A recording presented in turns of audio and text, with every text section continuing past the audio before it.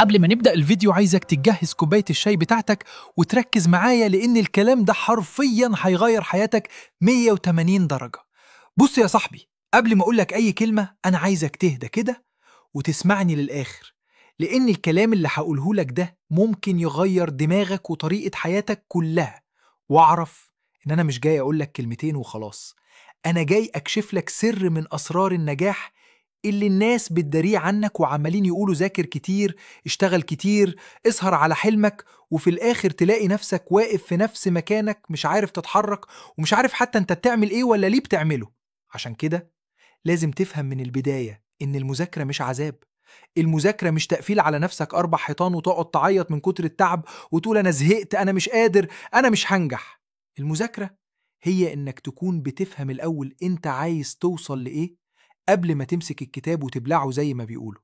لازم تبقى عارف هدفك إيه، بتحلم تبقى إيه، عايز تبقى دكتور، عايز تبقى مهندس، عايز تبقى غني، عايز تعمل بيزنس خاص بيك. يبقى لازم دماغك تترتب على الهدف ده، واوعى تكون من الناس اللي بتذاكر وخلاص بدون اي نية حقيقية او خطة. انت كده بتضيع وقتك على الفاضي. وبعدين في نقطة كمان بقى الناس مش واخدة بالها منها، وهي ان مفيش حاجة اسمها اذاكر 10 ساعات يبقى انا كده انجح. لا يا معلم، في ناس بتذاكر ساعتين بس بتبقى فاهمة مركزه، عارفة هي بتذاكر ايه وبتستفيد ازاي. وفي اللي يقعد اليوم كله وفي الاخر يقولك انا مش فاكر حاجة، وده عشان انت مش عارف تذاكر ازاي. لازم تذاكر بذكاء. يعني مثلا لو انت شخص بيحب الفهم، اقرأ بتركيز وابعد عن الحفظ الأعمى.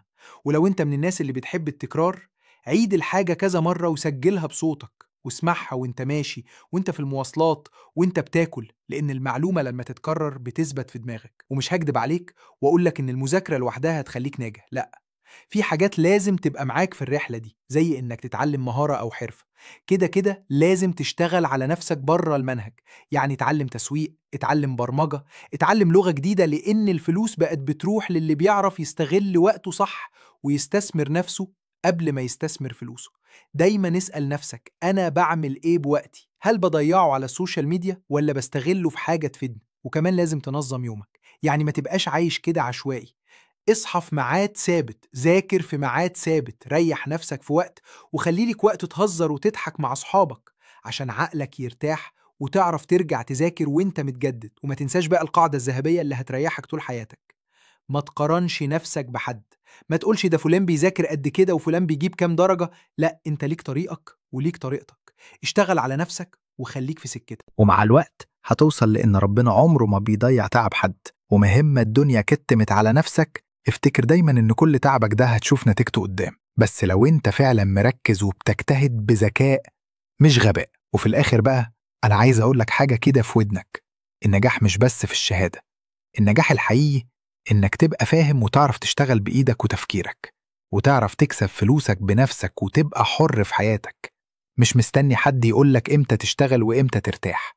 عشان كده قوم دلوقتي فكر كده مع نفسك انت عايز ايه من حياتك، وابدأ اشتغل عليه من النهاردة، وما تبقاش بكرة هبدأ وبعده هبدأ، لأن العمر بيجري وانت واقف مكانك. واكتب لي في الكومنت انت نفسك تبقى ايه ومستعد تعمل ايه عشان توصل لحلمك.